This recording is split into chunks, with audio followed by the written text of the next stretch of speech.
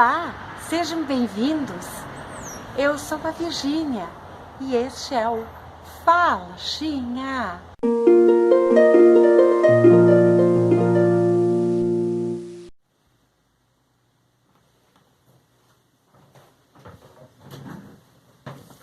Bem-vindos à série Apocalipse, parte 2.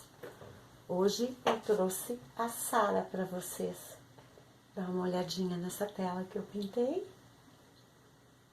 Vou falar um pouquinho dela hoje. Então aproveitei. Bom, continuando a parte 2, então o que eu comentei, o plano de Satanás deu certo. O veneno da iniquidade, do pecado, da maldade deu origem no homem e seus descendentes. Portanto, nós. Romanos 5:12 diz: portanto, da mesma forma como o pecado entrou no mundo por um homem, e pelo pecado a morte, assim também a morte veio a todos os homens, porque todos pecaram. Assim o ser humano ficou sob condenação, e como eu disse ontem, tornou-se uma raça inútil para o propósito de Deus, né? E o pecado, ele fez com que o homem perdesse a imagem de Deus. Como eu disse, o homem foi criado corpo, alma e espírito, né? E o Espírito de Deus se afastou do homem por causa do pecado. Romanos 3:12 diz que todos se desviaram, tornaram-se juntamente inúteis, não há ninguém que faça o bem, não há nenhum sequer. Mas, como eu disse também, o propósito de Deus de ter uma família semelhante a Jesus continuou de pé. Mas para isso acontecer, então, ele deveria criar uma nova raça. Mas, conhecendo bem o opositor Satanás, ele, como eu disse ontem, ele poderia ter destruído aquele casal, mas Satanás sempre ia se interferir, né? Ele ia interferir e nunca ia desistir de arruinar os planos de Deus. Então, Deus decidiu investir no homem sem o aniquilar. Mas por causa da queda, ele teve que interferir na raça humana, que era agora uma raça estragada, mas ele teve o plano da redenção. O que é o plano da redenção? Aí que entra nosso Jesus, né? Com a legalidade que o inimigo trouxe através do pecado, ele teve legalidade sobre as pessoas, sobre tudo. Adão passou essa legalidade para o inimigo, né? Só que ele não esperava que o propósito de Deus ia continuar em pé. Ele pensou que Deus ia desistir. Eu te desafio a ler Gênesis 3:15, porque lá já mostra que já surgiu a promessa, né, que o descendente da mulher iria aniquilar o inimigo. Então, o lado bom da história que você deve saber é que Deus nunca desiste. Ai, como é bom saber disso, né? Que ele nunca desiste do ser humano. E que o ser humano continua fazendo parte do propósito original dele. E nada do que Satanás fez ficará impune. No fim, ele pagará um preço terrível. Bom, se você ler Gênesis, você verá que Adão e Eva tiveram Caim e Abel, né? E onde Caim, por ciúmes, matou Abel. Isso está em Gênesis 5:3. E também relata que eles tiveram outro filho chamado Sete, que era semelhante à imagem de Deus. Aliás, de Adão. Nele não havia mais nada de alguma dependência do Pai. Nesse Sete, nem caráter divino, nada mais semelhante a Deus. Não sabemos ao todo como a raça humana foi aumentando eu tenho algumas teorias, né? Mas relata também em Gênesis 5:4 que Adão teve mais filhos e mais filhas. Ele morreu com 930 anos. Imagina, em 930 anos, quantos filhos tu pode ter, né? E a raça foi... E essa idade era, conforme a criação egípcia, Moisés, que escreveu os primeiros 5 livros, era essa idade mesmo. Depois Deus mudou, conforme Gênesis 1:3, para 120 anos, mas devido ao pecado isso mudou também, né? Então a humanidade foi se multiplicando em tamanho e corrompendo-se totalmente por causa do pecado. E Deus chegou ao ponto de se arrepender de ter criado o homem.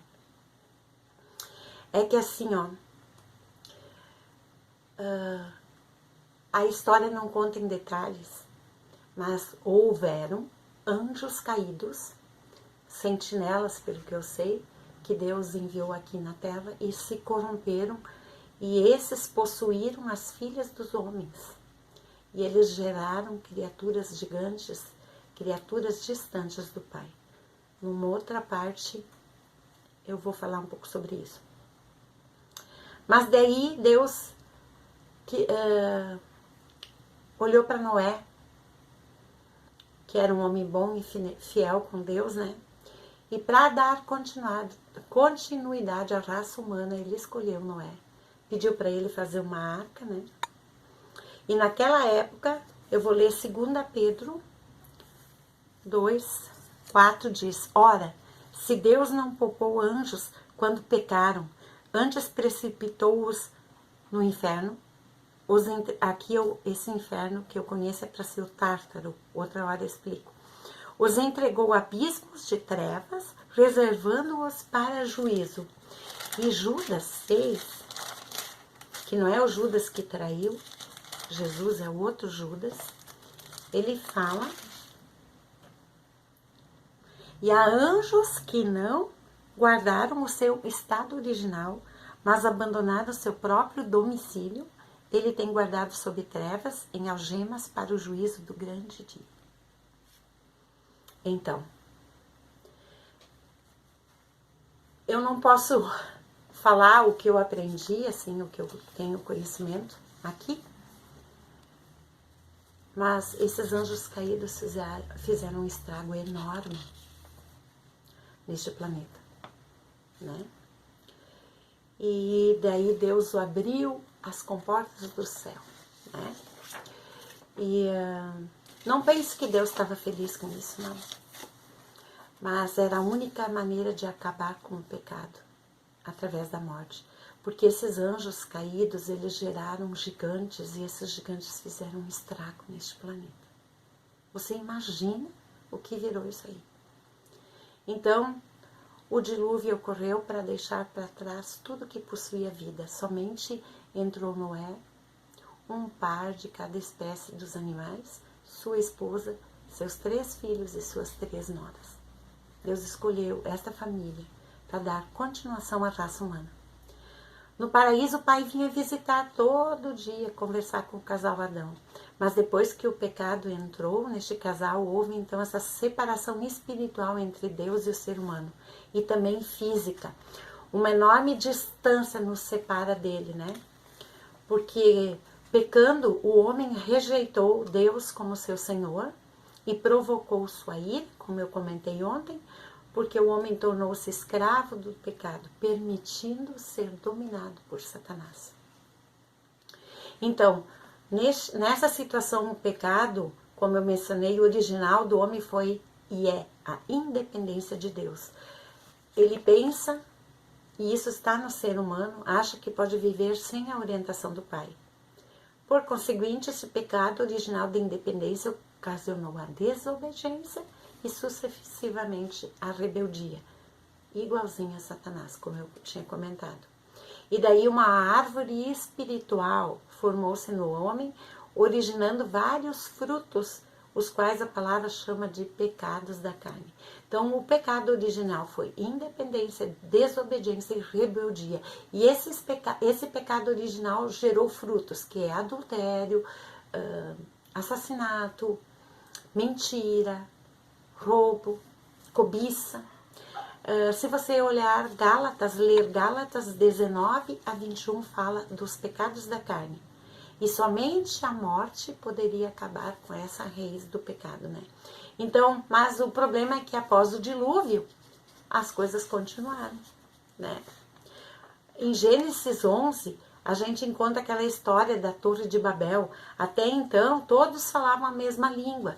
E Deus se decepcionou porque a intenção, o coração da humanidade estava pervertido de novo. E pelo que eu sei, ali houve interferências novamente de anjos caídos, né? E daí Deus confundiu a linguagem dessas pessoas, né? E como o ser humano foi se multiplicando novamente, o pecado seguiu o mesmo ritmo. Virou uma epidemia, né? Como um veneno que corria nas veias, originando a morte, porque até então não havia antídoto. E essa morte era física e espiritual, que eu explico melhor em outra parte. Então, Deus planejou e amou cada ser humano que veio ao mundo. Ele esteve junto na concepção, no nascimento, viu todos crescerem, não queria mais aniquilar ninguém. Então, num outro período, Deus encontrou alguém fiel, Abrão, que era o esposo de Sarai, né? E Deus lhe prometeu uma grande descendência. Mas a Sarai, sua esposa, era estéril, né? E ainda de idade avançada. Então, ela pensou em dar uma mãozinha para o Criador, oferecendo a sua serva egípcia para seu marido. E ele coabitou com ela, e isso não agradou a Deus, mas mesmo assim nasceu Ismael. Tempo depois, Deus apareceu mais uma vez para este casal e prometeu descendência para eles, afirmando que eles iam se multiplicar. E Deus ia escolher um povo através deste casal. Então, ela com 90 anos, por isso que eu fiz ela mais velha, assim. Essas imagens eu olho na internet e eu mudo as cores, mudo a pessoa, né? Mudo o cabelo, mudo roupa. Então, ela com 90 anos e Abrão com 100, ela engravidou. E Deus mudou o nome de Abrão para Abraão e Sarai para Sara, né? E essa história você encontra em Gênesis 12. Então, Abraão até hoje é conhecido por sua fé, como pai de muitos filhos, né? Isaac cresceu, que foi o filho deles, né? E por causa de Ismael houve ciúmes entre a Sara e sua concubina. E o que aconteceu? Deus, para não dar mais, continuar a briga entre elas, Sara pediu para mandá-la embora e Deus disse para Abraão, pode mandar, que eu não vou deixar ele passar dificuldade, vou formar dele uma grande nação. E até os dias de hoje, os filhos de Ismael, o islamismo, são os muçulmanos, e que são os descendentes de Ismael, né? E os israelitas são os judeus que são descendentes de Isaac, né? E por isso que eles estão em constante guerras por heranças, terras, posses, bens, religião, tudo por causa dessa história. Isso que dá a gente querer dar uma mãozinha para Deus, né? E assim, ó, Isaac, o filho de Sara, então, ele casou com Rebeca e gerou gêmeos, Esaú e Jacó. E Esaú, infelizmente, desagradou Deus, né? Jacó não. E de Jacó saíram as 12 tribos de Jerusalém, onde seus descendentes foram chamados de israelitas, porque Jacó, se você vê Gênesis 32, 27 a 28, ele teve seu nome mudado para Israel. Jacó significa enganador, usurpador, né? E mudado por Deus para Israel, que significa reina com Deus. Essa história de Jacó e Esaú, os dois brigavam, os irmãos, né? E Esaú um dia chegou com fome em casa e trocou a sua primogenitura por um prato de lentilha. E para Deus isso era muito importante. E Esaú abriu mão disso por causa de um prato de lentilha. E então Jacó tomou o lugar dele, né? Bom, Deus é conhecido no Antigo Testamento como pai de Abraão, Isaac e Jacó. Eles eram os patriarcas da fé, né? Você já deve ter ouvido falar sobre Sodoma e Gomorra também, né? Os moradores daquela cidade estavam contaminados pelo pecado.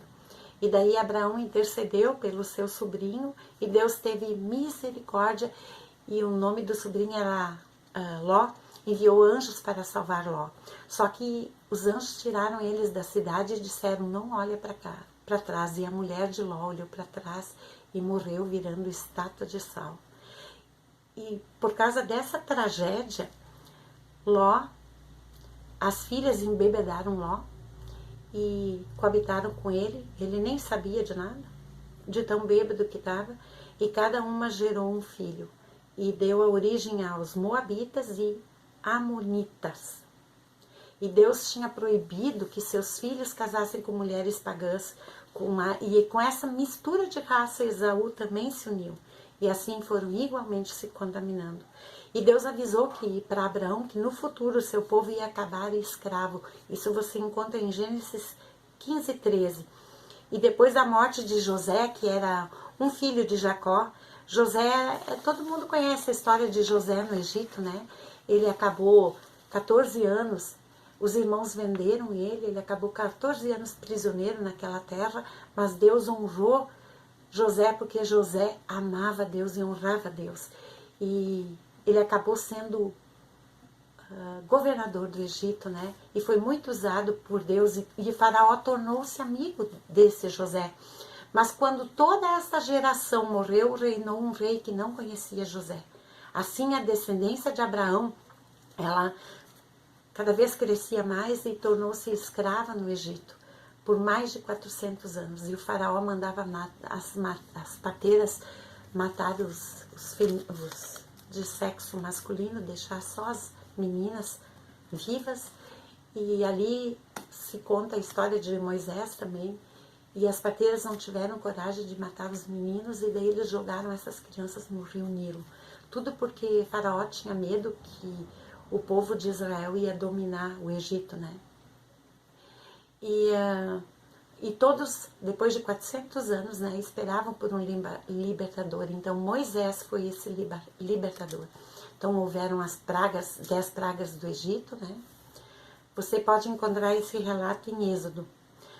E Moisés, com a ajuda sobrenatural de Deus, libertou 600 mil homens, fora mulheres e crianças, que formavam o povo judeu. E ainda havia egípcios e outros povos que estavam juntos ali com ele e acompanharam esse povo na jornada pelo deserto, a terra prometida, que era uma promessa de Deus, terra boa, que emana leite e mel. E ali surgiu a primeira Páscoa, ordenada por Deus para ser guardada, comemorada perpetuamente. Mas o povo livre da escravidão continuou contaminado. Para ajudar seu povo na luta contra o pecado, o Senhor criou os 10 mandamentos e as leis. Essas estão escritas em Êxodo, Levítico, Números, Deuteronômio. Mas essa história eu conto na parte 3. Eu estou resumindo para você se interessar a ler a palavra de Deus e também o meu livro, tá bom? Então, um joinha, inscreva-se, compartilhe. Deus te abençoe.